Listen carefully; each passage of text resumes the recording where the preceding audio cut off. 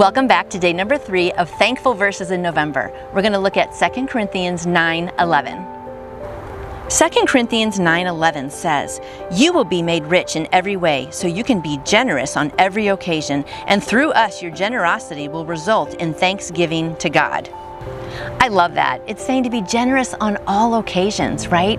And then that makes other people thankful.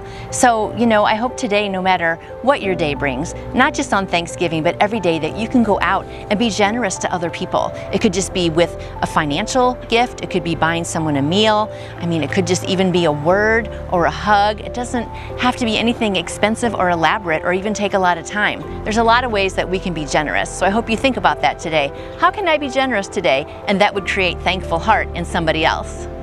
I looked up a little commentary on this. Paul is answering an unspoken question why Christians willingly and cheerfully should give money, time, or energy to meet the needs of others.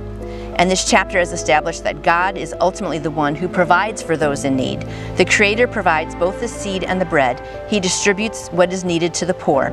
A Christian's willingness to give allows the believer to participate in what God is already doing. It is more than simply getting people fed. Back in verse 10, he says, "Now he who supplies seed to the sower and bread for food will also supply and increase your store of seed and will enlarge the harvest of your righteousness."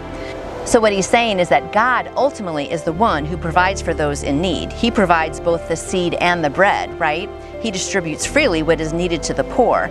But a Christian's willingness, right, to jump in and participate in what God is doing, that gives us a chance to go in and give, right? And then to generate generosity to others, which then cultivates a thankful heart in the receiver.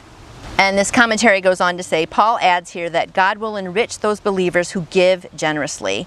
This is so that they may continue to give to meet the needs of others even more generously. From this perspective, wealth is not a reward from God for generous giving. We are not meant to give so that we will become rich. Any increase in resources comes with the expectation from God that it will be given away again and again to meet the needs of others. And isn't that so true? So when God blesses you with something this month and forever, you just always want to be able to give part of that away. Again, it could be money, it could be food, it could be time, it could be your talent. Maybe you're a handyman and can go help someone who's a widow who doesn't have someone to fix things in her house. There's so many ways we can be generous, my friends. So I hope, especially this month of November, you can be generous and go out there and help some other people. Have a great day being generous, and I'll see you tomorrow.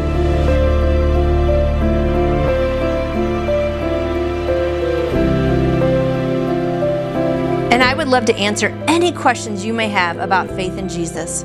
You can contact me through my website, NANCYGRACEJOY.com.